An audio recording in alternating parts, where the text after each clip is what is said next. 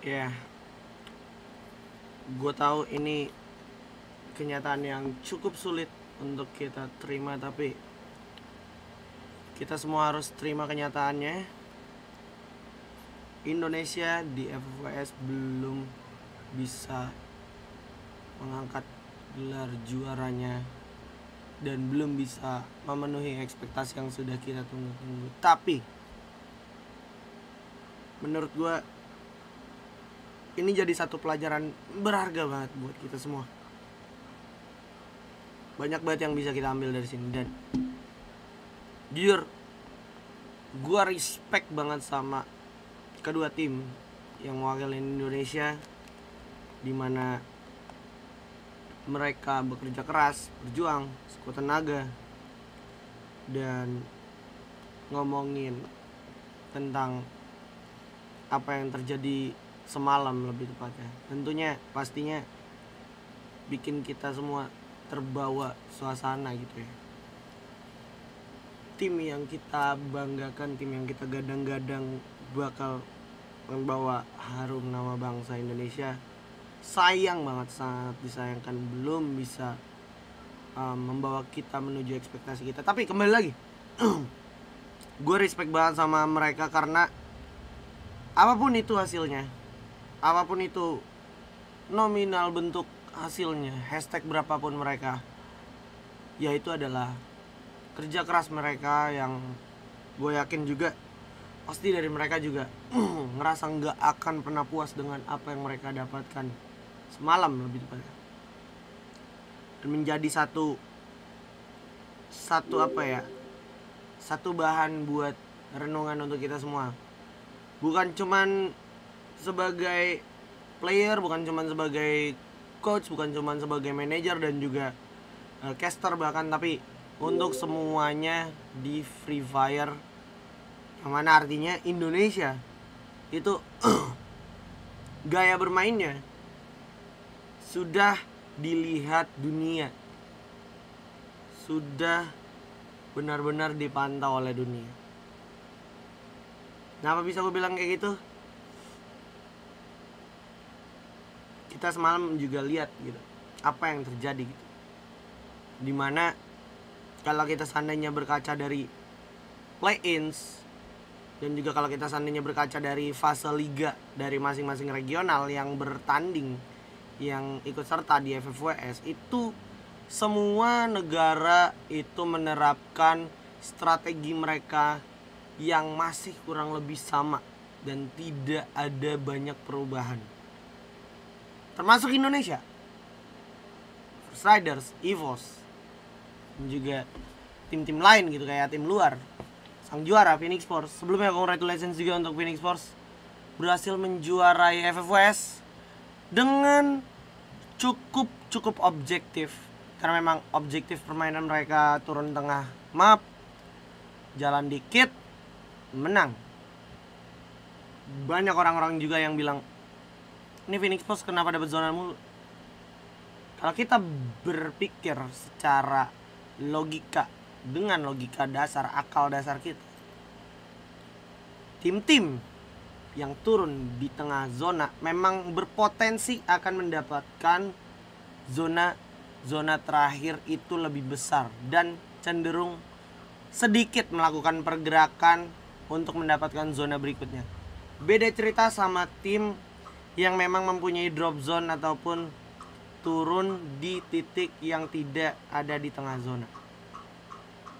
Yes, yang gue maksud EVOS dan juga tim-tim lainnya yang berada di area-area pinggir zona, kalau drop zone-nya turunnya di sana gitu. Ini terbukti banget ya. Apapun yang setiap tim lakukan di FFWS ini, kembali lagi harus gue mention, mereka gak banyak melakukan perubahan secara drop zone, secara rotasi. Ini dari pandangan gue, karena di sebelum FFWS ini gue ngelihat banyak banget game plan.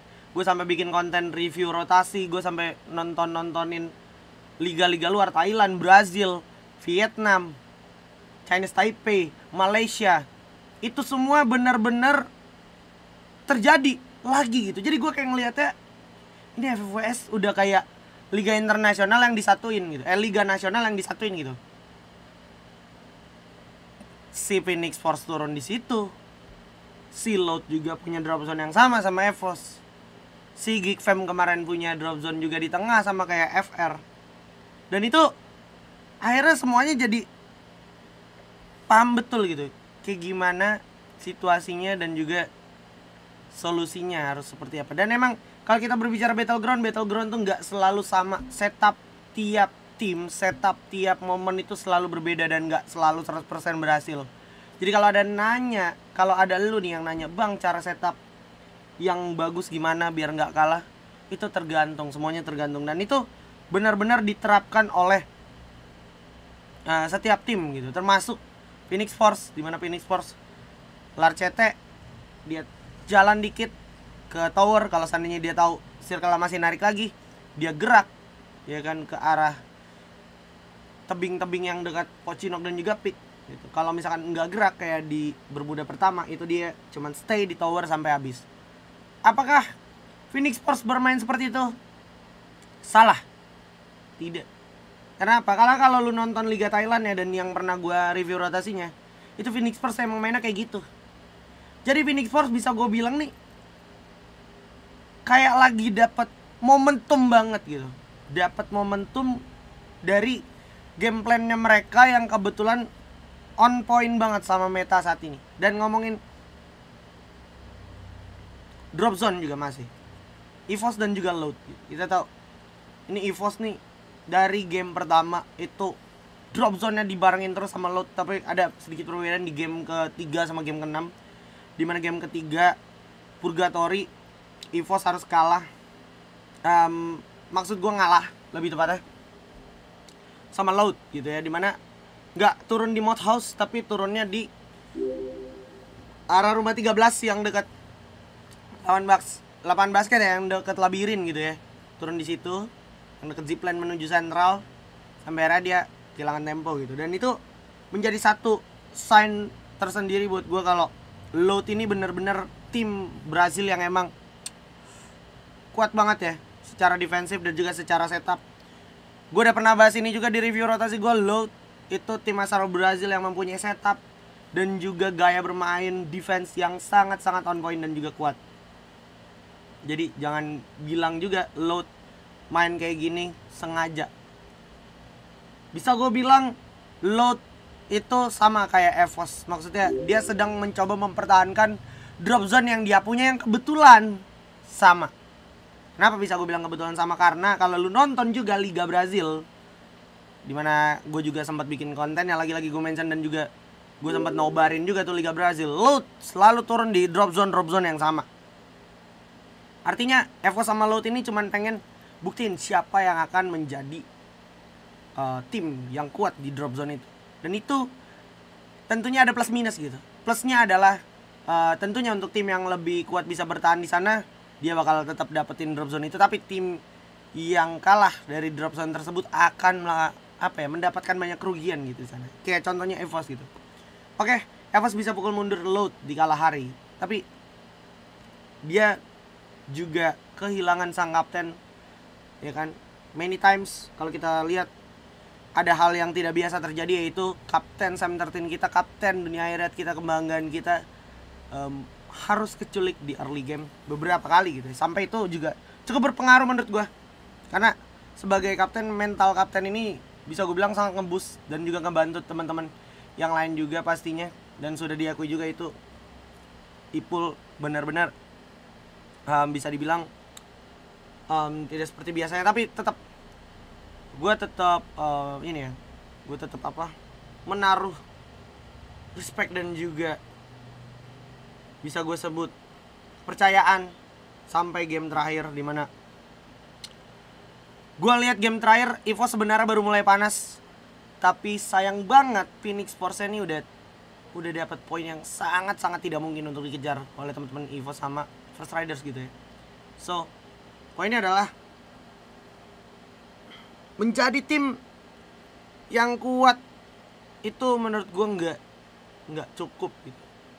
Sometimes kita juga harus tengok nih regional luar kiri kanan apa yang mereka lakukan, dan bisa kita pertimbangin gitu. Dengan drop zone mereka ini potensi menangnya tuh seberapa besar gitu. Dan itu udah terjadi, udah diterapin sama Phoenix Force, Loud, dan juga Silence, dan juga Fluxo di sini. Menurut gue cukup memberikan permainan yang oke. Walaupun kembali lagi ada juga gaya bermain yang bagus dari First Riders.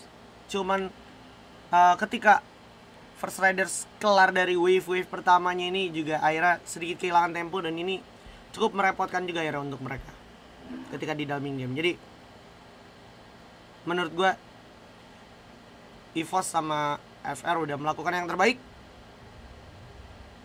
Apapun itu hasilnya,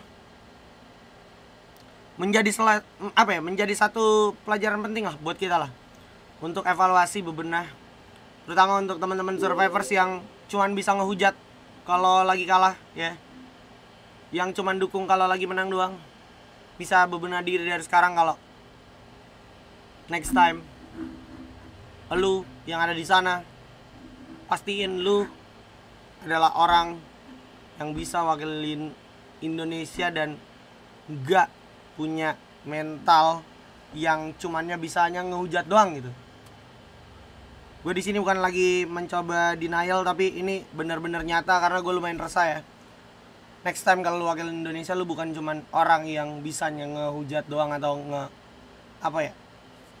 memperkeruh suasana gitu.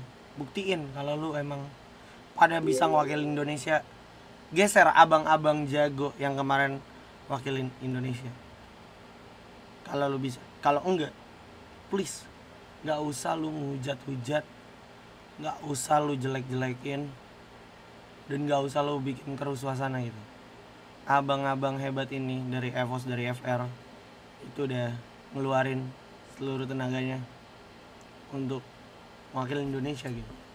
Karantina di Indonesia 2 minggu, di Singapura sebulan. Apapun hasilnya, itu adalah hasil yang emang pantas kita dapatkan gitu. Jadi gak ada alasan. Dan buat bocil-bocil karbitan, please stop. Gak keren lo kayak gitu ya. Lu gak bikin Indonesia ke langkah yang lebih maju, tapi lu yang menghambat dan juga menunda perkembangan dari sini sportnya itu sendiri, terutama untuk Free Fire. Stop lah hate comment lah ya. Apalagi abang-abang ini juga udah melakukan yang terbaik sebisa mereka kemarin gitu. Apapun itu hasilnya, yaitu hasil untuk kita semua gitu.